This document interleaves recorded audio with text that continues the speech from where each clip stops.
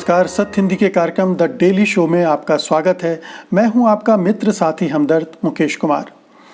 दोस्तों, आप सत्य हिंदी देख रहे हैं, इसे पसंद कर रहे हैं, ये हमारे लिए बहुत खुशी की बात है। हम चाहते हैं कि हमारा आपका ये संबंध और प्रगाढ़ हो और मजबूत हो। इसके लिए हमारी गुजारिश है कि आप इस वीडियो के साथ दिए गए डिस्क्रिप्शन में जाएं, उसमें नीचे एक लिंक है, उसको क्लिक करें। उम्मीद है कि आप ऐसा ज़रूर करेंगे। तो आइए अब शुरू करते हैं आज का द डेली शो। दोस्तों, आप तो जानते हैं कि पूरे देश में इस समय हाहाकार मचा हुआ है कोरोना वायरस की वजह से।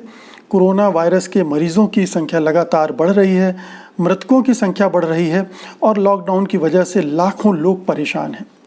मगर इन परेशानियों के बीच भी दिल्ली पुलिस का एजेंडा नहीं बदला है। वो अपने एजेंडे पर कायम है और उस एजेंडे के तहत CAA और NRC के खिलाफ जो प्रदर्शन करने वाले लोग थे, उनके खिलाफ वो कार्रवाई कर रही है, उनकी पकड़ धकड़ कर रही है। यही नहीं, अब उसने बहुत सारे प्रदर्शनकारियों पर सांप्रदायिक दंगों में शामिल होने के आरोप भी लगाने शुरू कर दिए हैं। दिल्ली पुलिस के निशाने पर सबसे ज़्यादा है जामिया मिलिया इस्लामिया के छात्र छात्राएं। आपको याद होगा कि दिसंबर की शुरुआत में CAA के लागू होते ही पूरे देश भर में ज़बरदस्त आंदोलन शुरू हो गए थे। जगह जगह प्रदर्शन हो रहे थे, लाखों की तादाद में लोग सड़कों पर निकल रहे थे, नारेबाजी हो रही थी और उससे सरकार परेशान हो गई थी, हिल गई थी। उसके बाद आप देखिए कि जामिया के छात्रों ने भी प्रदर्शन किया और बड़े स्तर पर प्रदर्शन किया। वो नेशनल इंटरनेशनल हेडलाइन बनी। और उसके बाद दिल्ली पुलिस ने क्या किया कि यूनिवर्सिटी के कैंपस में घुसकर बड़ी बेरहमी से छात्र छात्राओं की पिटाई कर दी। उस दिन यूनिवर्सिटी का कैंपस लगभग जालियांवाला बाग जैसा बन गया था। उसके जो वीडियो फुटेज सामने आए थे, वो साफ बता रहे थे कि पुलिस ने बिल्कुल अभियान के तहत बिल्कुल सुनियोजित ढंग से छात्रों की पिटाई का मन बना लिया था और उन पर बेरहमी से हमले किए। हालांकि पुलिस ने अपने इस कुकृत्य को सही भी ठहराया। जब बहुत शोर मचा, बहुत उंगलियां उठीं, तो ये कहा गया कि इस पूरे मामले की हम निष्पक्षता के साथ जांच करवाएंगे। सबको पता था कि दिल्ली में जो केंद्र में बैठी सरकार है, वो निष्पक्षता से जांच होने नहीं देगी। दिल्ली पुलिस तो खैर अपनी जांच करवाएगी नहीं, क्योंकि उसी के अधिकारी शामिल हैं। वो अपने खिलाफ निष्पक्षता से जांच क्यों होने देगी। तो यही हुआ है। वो निष्पक्षता की जांच का वादा झूठा निकला है और दिल्ली पुलिस ने अपने हिसाब से जांच के निष्कर्ष भी निकाल लिए हैं और अब उसने कार्रवाई करनी शुरू कर दी है। और इसी के तहत जामिया के 2 छात्रों को गिरफ्तार भी कर लिया गया है। ये 2 छात्र हैं सफूरा मीरान हैदर और सफूरा जरगर। मीरान हैदर जो जामिया की मीडिया कोऑर्डिनेशन कमेटी थी, उसके कन्वीनर हैं और जो हैदर हैं वो इस कमेटी के मेंबर हैं। हैदर यहाँ PhD कर रहे हैं जामिया से और जो RJD की दिल्ली शाखा है, युवा शाखा है, उसके अध्यक्ष भी हैं। तो इन दोनों ने सक्रियता के साथ CAA के खिलाफ प्रदर्शनों में हिस्सा लिया था और यही सरकार को भी चुभा और जाहिर है कि पुलिस को भी। तो अब उनके ऊपर ये मुकदमा लगा दिया गया है कि गैर कानूनी गतिविधियां प्रतिरोधक कानून के तहत, UAPA के तहत, और उन पर कई और धाराएं लगा दी गई हैं, जिनमें हत्या की धारा भी शामिल है और राजद्रोह की भी धारा शामिल है। इन 2 छात्रों के अलावा उमर खालिद पर भी ये मुकदमे दायर कर दिए गए हैं, ये केस फाइल कर दिए गए हैं। अब आप देखिए, उमर खालिद पर पुलिस पहले से ही लगातार निशाना साध रही है।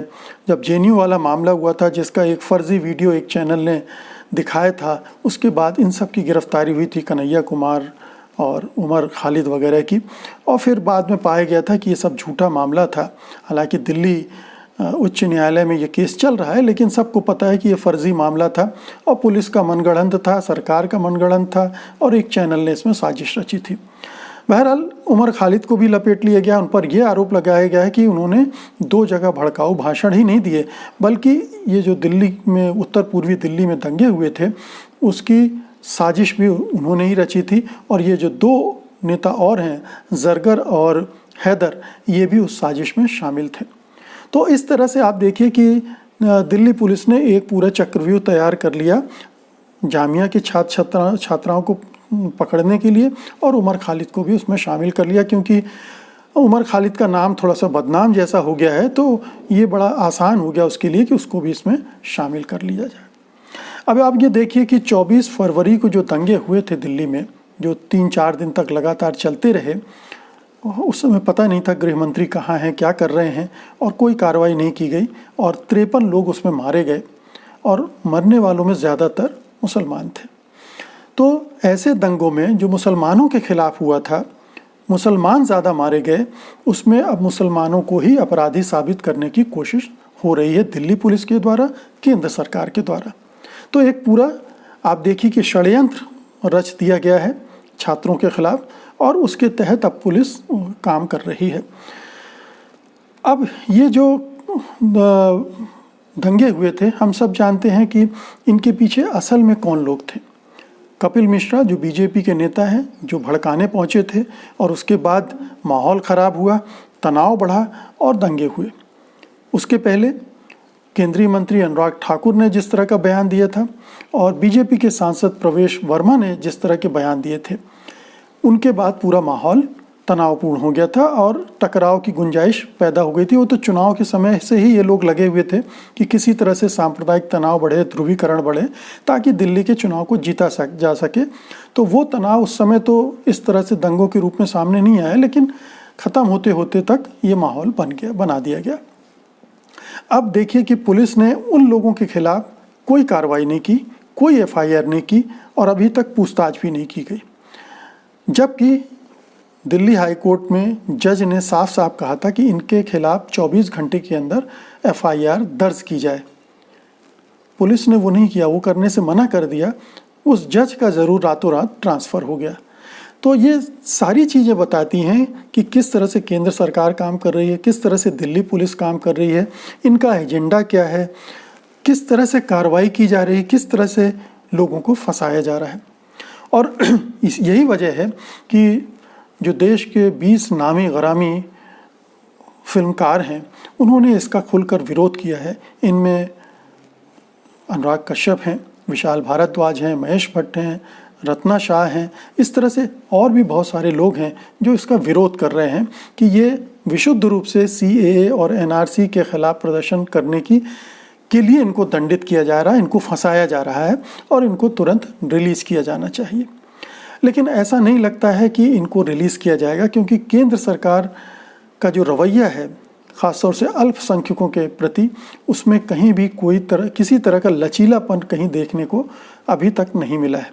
वो इन पर बाकायदा इनको दबाने की कोशिश कर रही है, और ऐसी कोई भी चीज़ बर्दाश्त नहीं कर रही है जो वो करना चाहती है और उसका कोई विरोध करे, उसको इसकी इजाज़त दी जाए, ख़ास तौर पर अल्पसंख्यकों को। अब अल्पसंख्यकों के साथ जो हो रहा है हिंदुस्तान में, उसको लेकर पूरी दुनिया में माहौल बन रहा है।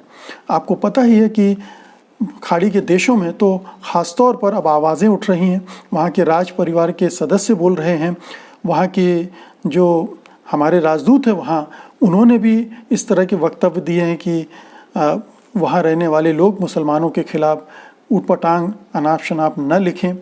तो एक पूरा माहौल खाड़ी के देशों में और जो इस्लामी देश हैं उनमें भारत के खिलाफ बनना शुरू हो गया है।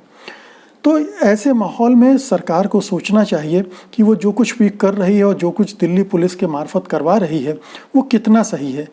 ये मानवाधिकारों का खुल्ला उल्लंघन हो रहा है।